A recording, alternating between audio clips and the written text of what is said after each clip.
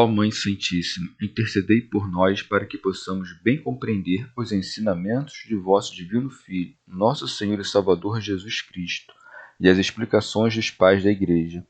Ó Virgem Imaculada, ofereço-vos este trabalho e peço que abençoais aqueles que o ouvirem, e que seja para a maior honra e glória de Deus. Amém. Senhor onipotente, purificai o meu coração e os meus lábios. Vós, que purificastes os lábios do profeta Isaías com carvão em brasa, e dignai-vos, por tal modo, purificar-me com a vossa misericórdia, para que possa dignamente anunciar o vosso santo Evangelho. Por Jesus Cristo, nosso Senhor. Amém.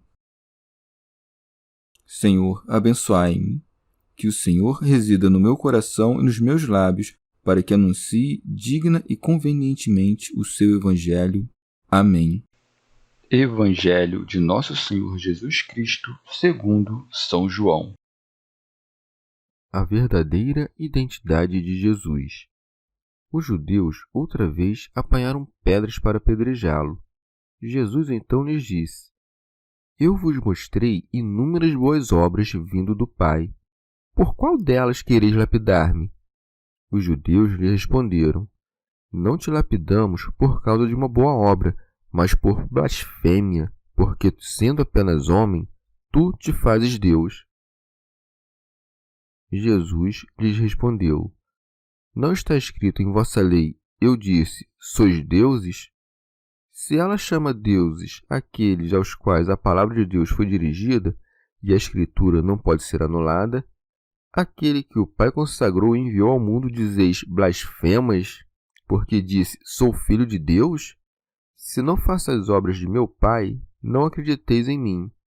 Mas, se as faço, mesmo que não acrediteis em mim, crede nas obras, a fim de reconhecer de uma vez que o Pai está em mim e eu no Pai. Procuravam novamente prendê-lo, mas ele lhes escapou das mãos. Jesus se retira de novo para o outro lado do Jordão. Ele partiu de novo para o outro lado do Jordão, para o lugar onde João o havia anteriormente batizado, e aí permaneceu. Muitos vinham a ele e diziam: João não fez sinal algum, mas tudo o que João disse sobre ele era verdade. E muitos aí creram nele. Comentários dos pais da Igreja. Santo Agostinho. Os judeus ouviram: Eu e o Pai somos um, e não puderam suportar. Em conformidade com a sua dureza habitual, correram as pedras.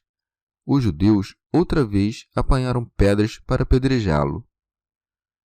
Santo Hilário.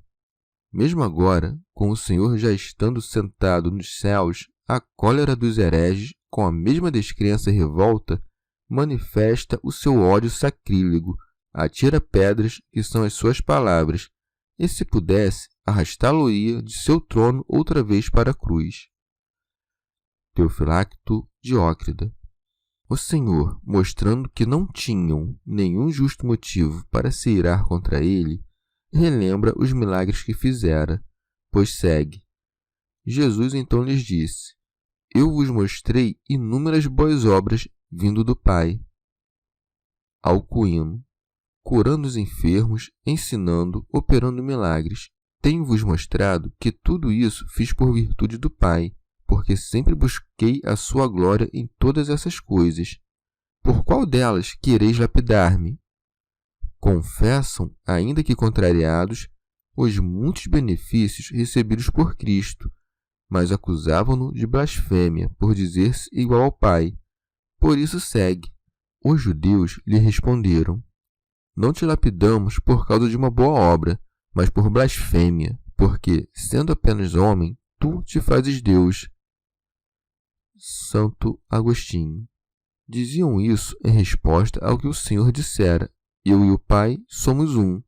Eis que os judeus entenderam o que os arianos não entendem. Enfurecem-se porque perceberam que não poderia dizer Eu e o Pai somos um, senão afirmando a igualdade do Pai e do Filho. Santo Hilário. O judeu diz, sendo homem, e o ariano, sendo criatura.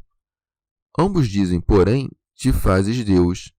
O ariano concebe um Deus de substância nova e estranha à do Pai, como um Deus de outro gênero, ou algo que não é Deus em absoluto, pois diz, não é filho por geração, não é Deus em verdade, é uma criatura superior a todas as outras. São João Crisóstomo. O Senhor não corrige a opinião dos judeus, segundo o qual ele se dizia igual a Deus. Antes, pelo contrário, confirma. Jesus lhes responde, não está escrito em vossa lei? Santo Agostinho. Isto é, na lei que vos foi dada. Eu vos disse, sois deuses. Deus dirige essas palavras aos homens no Salmo pelo seu profeta. O Senhor chama lei, de modo geral, todas as Escrituras, embora, em outras ocasiões, distingua a lei e os profetas, como quando diz, destes 2 mandamentos depende toda a lei e os profetas. Em outra ocasião, divide em 3 partes a Escritura, dizendo, era necessário que se cumprisse tudo o que de mim está escrito na lei de Moisés, nos profetas e nos salmos. Agora, refere-se aos salmos pelo nome de lei. Argumenta. Se ela chama deuses aqueles aos quais a palavra de Deus foi dirigida, e a Escritura não pode ser anulada, aquele que o Pai consagrou e enviou ao mundo dizeis, blasfemas, porque disse, sou filho de Deus? Santo Hilário. Antes de demonstrar que ele e o Pai eram um por natureza, começa a refutar o ultraje ridículo e estúpido de acusá-lo porque se chamava Deus, não sendo senão homem. Como a palavra de Deus aplica esse nome aos homens santos, apoiando nessa autoridade indiscutível a atribuição feita deste nome aos mortais, já não é um crime que ele se faça Deus sendo homem, pois a lei chama deuses aqueles que são homens. Se a usurpação desse nome não é sacrílega entre os demais homens, não parecerá que a usurpa imprudentemente ao se chamar filho de Deus aquele a quem Deus santificou, pois leva vantagem sobre todos os demais que de maneira ímpia se permitem chamar deuses, já que ele foi santificado para ser filho, como diz o apóstolo Paulo com estas palavras, estabelecido no seu poder de Filho de Deus segundo o Espírito de santificação.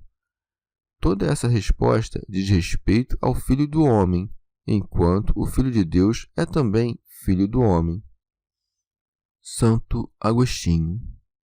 Ou de outro modo, santificou-o, isto é, ao engendrá-lo, concedeu-lhe o ser santo, pois o engendrou santo.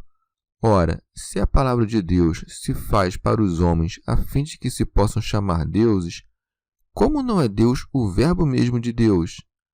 Se os homens, participando do Verbo de Deus, fazem-se deuses, como não será Deus o Verbo do qual recebem a participação? Teofilacto Diócrida. Ou santificou-o, isto é, consagrou-o para que se sacrificasse pelo mundo. Nisso mostrou que ele não era Deus como os demais, porque salvar o mundo é uma obra divina, não de um homem deificado pela graça. São João Crisóstomo. Ou, esperando que suas palavras fossem recebidas, falou com mais humildade, mas depois os conduziu a coisas mais elevadas, dizendo, se não faço as obras do meu Pai, não acrediteis em mim. E manifestando assim que em nada era menor que o Pai. Como lhes era impossível ver a sua natureza, dá-lhes uma prova de igualdade do seu poder, produzindo a igualdade das obras. Santo Hilário. Que espaço há aqui para a adoção, para conceder um nome de modo que não seja filho de Deus por natureza, quando a prova de que é filho de Deus são as obras do poder de seu Pai? Porque a criatura não se equipara a Deus, pois a ele não se pode comparar nenhuma natureza estranha. Dá testemunho de que ele cumpre não o que é seu, mas o que é do Pai, a fim de não negar o fato de sua geração pela grandeza dos seus atos. Como sob o mistério do corpo assumido e nascido de Maria não se via a natureza do Filho do homem e de Deus, a fé nos avisa pelas obras dizendo, mas se as faço, mesmo que não acrediteis em mim, crede nas obras. Porque, pois, o mistério do nascimento humano impedirá o conhecimento do nascimento divino, quando aquele que recebeu este nascimento divino cumpre todas as suas obras rodeado por essa humanidade que o segue. Fazendo, pois, as obras do Pai, quis mostrar em que se deveria crer a partir das obras, pois acrescenta, a fim de reconhecer de uma vez que o Pai está em mim e eu no Pai. Isso significa aquelas palavras, sou filho de Deus e eu e o Pai somos um. Santo Agostinho. O Filho não diz, meu Pai está em mim e eu nele, do mesmo modo como o podem dizer os homens. Pelos bons pensamentos estamos em Deus, e por meio de uma vida santa, Deus vive em nós. Participando da sua graça e iluminados pela fé, estamos nele e ele está em nós.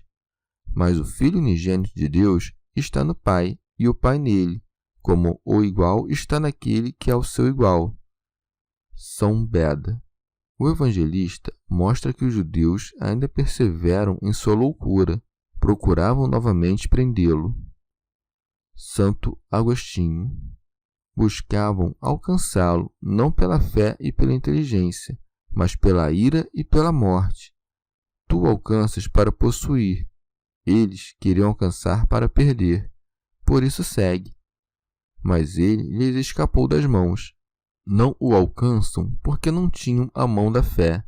Não era difícil para o Verbo resgatar a sua carne das mãos de carne. São João Crisóstomo. Quando Cristo fala algo extraordinário, logo se retira para aplacar com a sua ausência o furor dos judeus. É o que faz agora. Retirou-se novamente para a banda de além do Jordão. O evangelista indica o nome do lugar para que recordes todas as coisas que ali fez e disse João, assim como seu testemunho. São Beda diz, onde começou, isto é, desde a primeira idade. Tendo ficado aí, narra que muitos vieram até ele, por isso segue. Muitos vinham a ele e diziam, João não fez sinal algum. Santo Agostinho, isto é, não exibiu nenhum milagre, não expulsou demônios, não recuperou a vista aos cegos, não ressuscitou os mortos. São João Crisóstomo. Vê como fazem raciocínios impecáveis. João, de fato, não fez nenhum milagre. Este homem fez. Portanto, este homem é superior.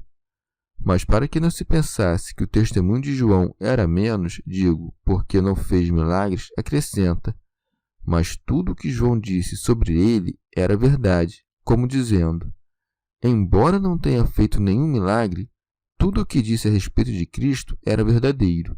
E concluem, se era preciso crer em João, muito mais neste homem, uma vez que o seu testemunho é apoiado pela demonstração de milagres. Por isso segue. E muitos aí creram nele. Santo Agostinho. Eis aqueles que o conseguiram prender enquanto ficava, mas não como os judeus queriam, enquanto partia.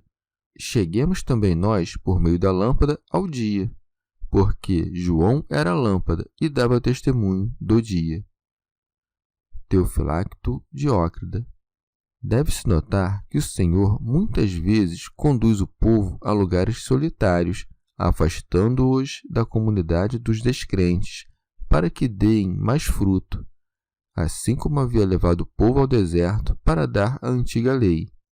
Em sentido místico, o Senhor afastava-se de Jerusalém, isto é, do povo judaico, e se transfere para lugares onde há fontes de água, isto é, a Igreja das Nações, que tem a fonte do batismo, pelo qual muitos se aproximam de Cristo, como que cruzando o Jordão. Chegamos ao fim de mais um dia de comentários da Catena Áurea. Muito obrigado por ficarem até aqui, que Nossa Senhora derrame suas graças sobre nós e até amanhã.